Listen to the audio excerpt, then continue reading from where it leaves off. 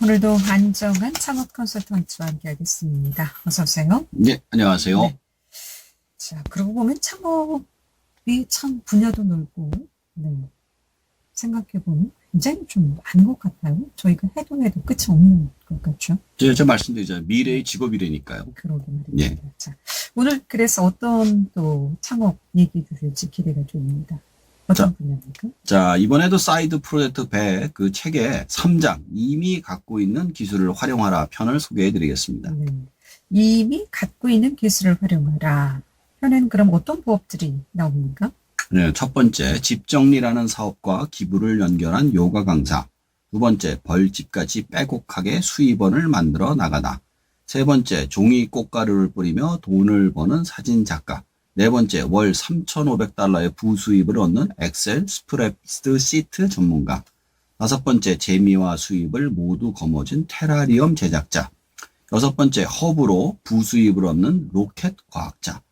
일곱 번째, 항암 치료 후 건강한 머리카락이 다시 나게 해준 에센셜 오일.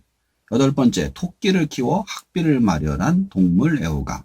아홉 번째, 레스토랑 축제를 수입으로 연결하다. 마지막에 자신만의 가치 있는 기술을 찾는 방법을 알려드립니다. 저는 다섯 번째가 마음에 드네요. 재미와 수입을 모두 거머쥔 테라리움. 테라리움 제작자. 예. 이 테라리움이 뭔지 모르겠습니다. 재미와 수입을 모두 거머쥔다는데 예, 의의를 좀 두고 싶군요. 예. 자, 9가지 부업 소개해 주셨는데 예. 그럼 먼저 첫 번째 집정리라는 사업과 기부를 연결한 요가 강사. 이건 어떤 내용입니까? 자, 리사 홀트비는 부업을 통해서 커리어를 만들어 왔습니다. 그녀는 1993년부터 요가 강사로 일을 하면서 책을 출간하고 세미나와 주말 요가 수련을 주최하는 등 바쁘게 지내왔죠. 그러다가 2016년경에는 변화가 필요하다고 느껴서 사람들의 주거 공간을 깔끔하게 정리해주는 일에 큰 기쁨을 느끼며 취미로 활동을 했습니다. 그런데 새로운 사업을 구상하던 중 지역 난민 여성협회에서 보조 강사로 자원봉사를 시작하면서 두 가지를 결합한 사업을 구상하게 됩니다. 그것은 고객의 잡동사니를 정리해주고 고객에게 필요 없는 물건을 난민에게 기부하는 것이죠. 돈도 벌고 좋은 일도 하고 그야말로 일석이조네요. 그럼 이 사업은 어떤 식으로 그럼 시작하게 된 건가요?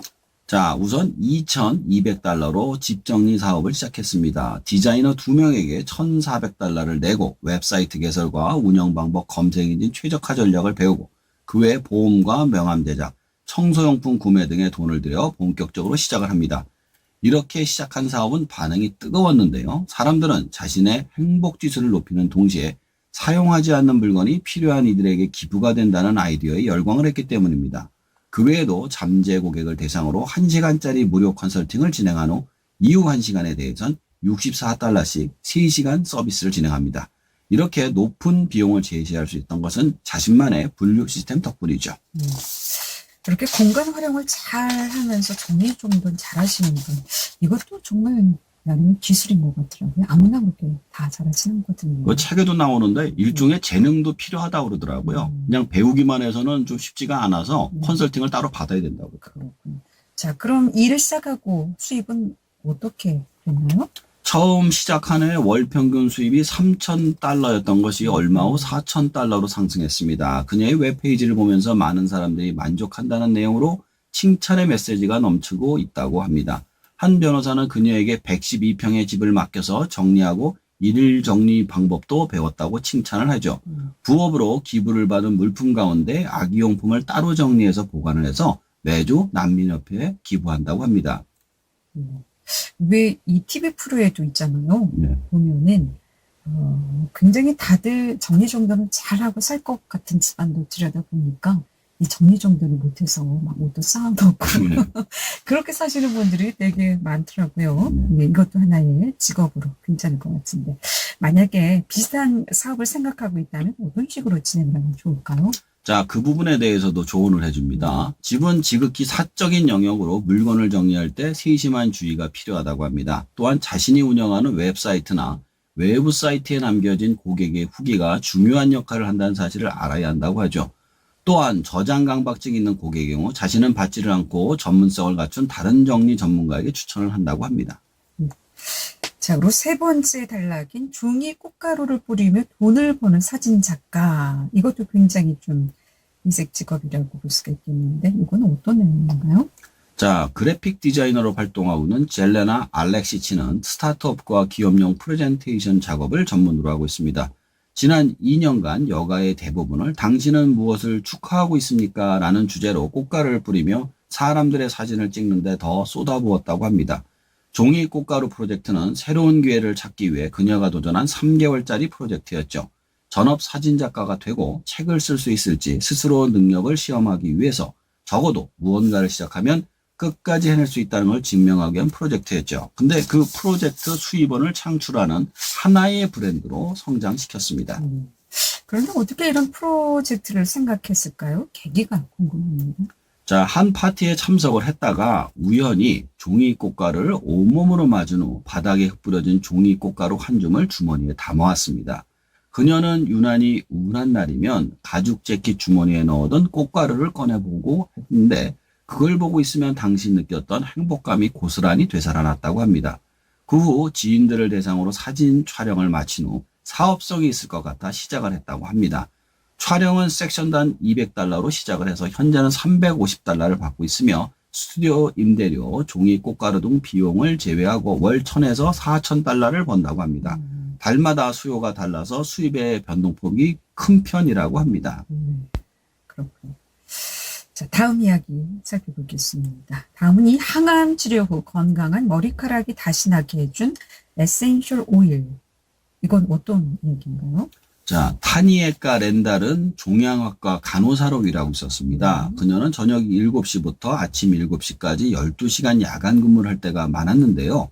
건강한 머리카락에 관심이 있어서 많은 상품을 사용했지만 대부분이 화학 제품이라도 실망을 했습니다. 그래서 천연 제품을 여러 가지를 쓰면서 실험을 계속했습니다. 그러나 골수 검사 결과 백혈병에 걸렸다는 걸 알면서 모든 실험을 중지하죠. 병마와 싸워서 이겨내지만 5차례의 독한 항암 화학요법 때문에 머리카락이 하나도 남김없이 빠지고 말았습니다. 그래서 머리카락을 자연적으로 다시 자라게 할 방법을 조사하기 시작했죠. 그래서 에센셜 오일의 세계에 발해를 들여놓게 되었습니다. 인공 첨가물과 다르게 몇 가지 에센셜 오일을 제대로 배합하자 머리카락이 빠르게 자라났다고 하네요. 자, 그럼 여기까지는 좋은데 이 오일을 그럼 어떻게 사업화하게 된 거죠?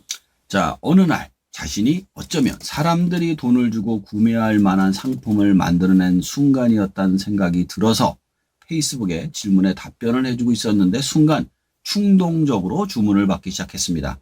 상품을 사용한 사람들이 극찬이 이어졌고 인터넷으로 시장 조사를 시작합니다.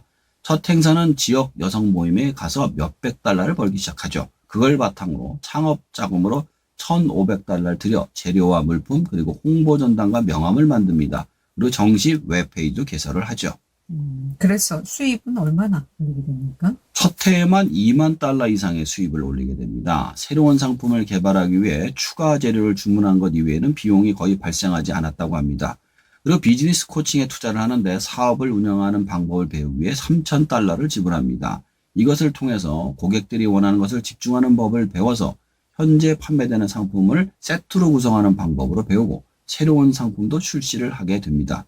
그러한 노력 덕분에 다음에는 $80,000의 매출을 올립니다. 그리고 3년째 사업 운영에 신경을 못 써서 $45,000로 떨어지게 되죠. 현재는 주 수입원이 될 만큼 사업을 올리는 것이 목표라고 합니다. 자신의 경험을 계기로 해서 또 사업하는 사람이 있었군요. 자, 끝으로 그럼 자신만의 가치 있는 기술을 찾는 방법까지 살펴보고 정리하도록 하겠습니다.